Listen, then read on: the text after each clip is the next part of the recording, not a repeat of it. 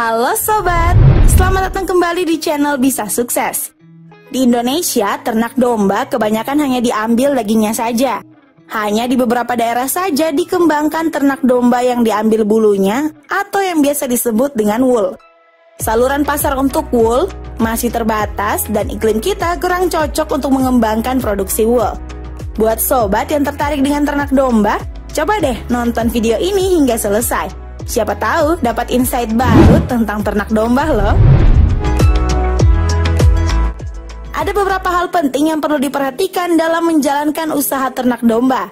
Di antaranya adalah memilih jenis indukan, lokasi, dan struktur kandang, serta kebutuhan pakan dan perawatannya. Oke, sekarang kita mulai dari jenis-jenis domba terlebih dahulu ya. Secara umum, terdapat dua jenis domba yang biasa diternakan di Indonesia, yakni domba lokal dan domba silangan. Yang pertama, yuk kita bahas tentang domba lokal. Domba lokal paling banyak diusahakan sebagai ternak domba oleh masyarakat. Terdapat dua jenis domba lokal yang populer, yaitu domba ekor tipis dan ekor tebal. Domba ekor tipis memiliki ciri-ciri ekor kecil dan tipis. Bobot tubuh hanya mencapai 25 hingga 30 kg. Telinga lebar mengarah ke bawah, dan domba jantan bertanduk serta betinanya tidak. Warna biru putih, hitam, coklat, dan berbagai kombinasi lainnya. Untuk domba lokal ekor tebal memiliki ciri-ciri ekornya tebal membentuk segitiga. Bobot mencapai 35 hingga 45 kg, telinga lebar mengarah ke samping. Bagi domba yang jantan dan betina tidak bertanduk, serta warna bulunya dominan berwarna putih. Yang berikut adalah domba silangan. Nah, yang pertama adalah domba Garut. Jenis domba ini merupakan silangan segitiga dari domba lokal, domba merino, dan domba dari Afrika Selatan, sehingga menghasilkan domba yang berpostur gagah. Bagian dadanya membusung tegap dengan tanduk besar melingkar melindungi kepalanya. Domba Garut dibudidayakan sebagai domba aduan ya. Yang berikut domba merino. Domba ini berasal dari Spanyol. Bobot tubuh jantan dapat mencapai 70 kg dan betinanya mencapai 40 kg. Tubuhnya ditutupi wool yang tebal, serta domba jantan memiliki tanduk panjang yang melingkar. Yang berikut domba Texel. Domba Texel didatangkan langsung dari Belanda. Banyak dikembangkan di daerah pegunungan Wonosobo, Jawa Tengah, serta memiliki ciri-ciri adalah bulunya tebal keriting halus berwarna putih, warna hidung dan kuku hitam, telinga kecil mengarah ke samping, serta bobot badan dapat mencapai 130 kg. Yang berikut domba Batur.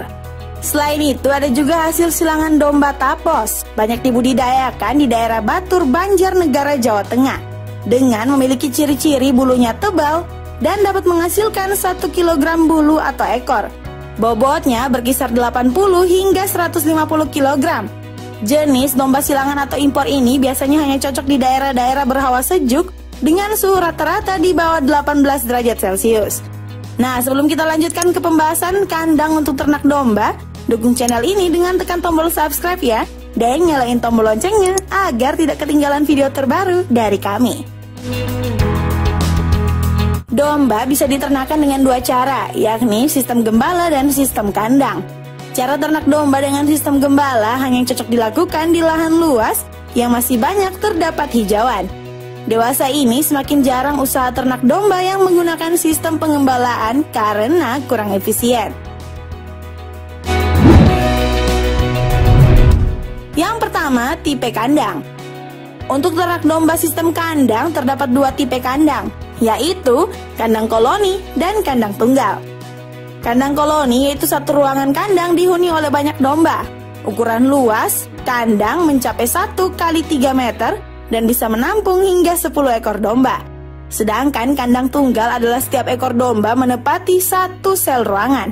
Ruangan biasanya dibuat pas dengan badan domba ya, sehingga domba tidak bisa berbalik badan dan hanya bisa bergerak maju saja. Biasanya tipe kandang seperti ini cocok untuk usaha ternak domba untuk penggemukan. Yang kedua, perlengkapan kandang. Kandang domba harus dilengkapi dengan tempat makan dan minum yang cukup. Tempat makan domba disebut palung. Buat ukuran palung yang cukup besar untuk menampung kebutuhan pakan domba. Sedangkan untuk minum cukup sediakan ember plastik saja. Yang ketiga, struktur kandang. Struktur kandang terutama tiang-tiang utamanya hendak dibuat dari bahan yang kokoh dan kuat meskipun sederhana. Karena domba jantan senang membentur-benturkan tanduknya ke kandang. Lantai dan dinding kandang domba bisa dibuat dari kayu ataupun bambu. Sebaliknya, lantai dibuat dari kisi-kisi yang memiliki jarak dengan dasar tanah atau mempunyai kolong ya. Hal ini untuk memudahkan pembersihan kotoran dan air kencing domba. Untuk atap kandang sebaiknya gunakan bahan yang menyerap panas. Atap rumbia atau genteng digunakan untuk daerah panas, sedangkan di daerah dingin dapat menggunakan seng atau asbes. Yang berikut jenis pakan domba. Pakan memegang peranan penting untuk kesuksesan usaha ternak domba. Tidak hanya takarannya, peternak harus bisa membedakan jenis-jenis pakan yang dibutuhkan untuk ternak domba. Secara umum, jenis pakan yang digunakan untuk ternak domba adalah pakan hijauan, konsentrat, dan pakan tambahan.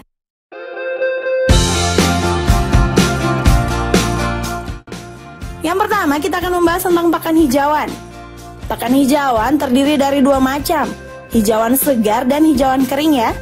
Contoh hijauan segar berupa rumput-rumputan adalah rumput gajah, rumput benggala, rumput raja, dan rumput liar. Contoh hijauan segar yang berupa daun-daunan adalah lam toro atau petai Cina, daun kedelai, daun kacang panjang, daun ubi jalar, daun waru, daun nangka, dan daun ketela.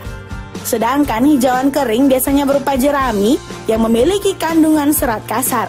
Contohnya adalah jerami padi, jerami pucuk tebu, dan jerami jagung. Yang kedua, pakan konsentrat. Fungsi pakan konsentrat atau penguat pada ternak domba adalah sebagai pelengkap kebutuhan protein. Pakan ini harus mengandung zat gizi tinggi, mudah dicerna dan berserat rendah loh. Pakan ini juga berfungsi sebagai sumber energi dan protein bagi domba. Pakan konsentrat bisa berupa biji-bijian dan umbi-umbian, atau bisa juga limbah hasil olahan pertanian seperti bungkil kedelai dan ampas tahu. Pemberian pakan konsentrat dapat dilakukan berbarengan dengan hijauan atau dipisah. Yang ketiga, pakan tambahan dan garam. Pakan tambahan diperlukan untuk memicu produktivitas ternak domba. Pakan tambahan biasanya terdiri dari garam mineral, vitamin, hormon, dan probiotik. Pakan tambahan selain garam mineral tidak wajib diberikan. Berikan pakan tambahan secara rutin apabila dirasa menguntungkan.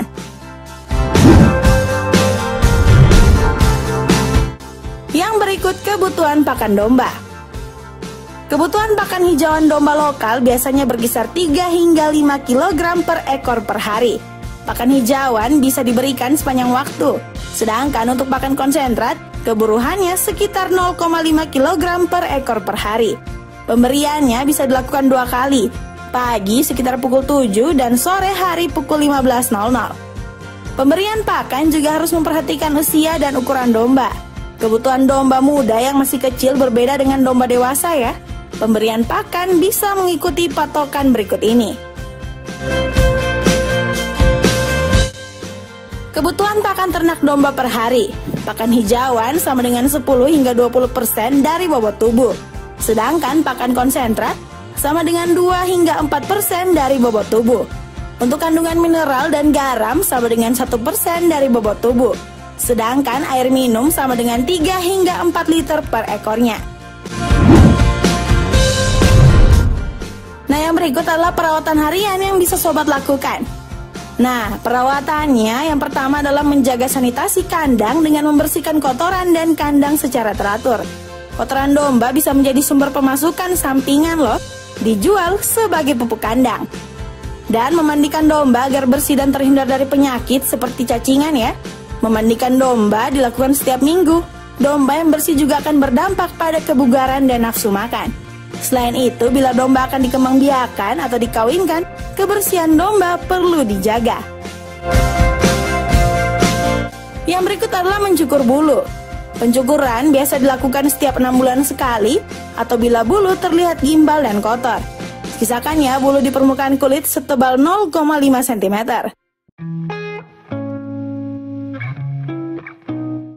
Dan yang terakhir adalah merawat dan memotong kuku dengan pahat atau pisau tajam yang bersih.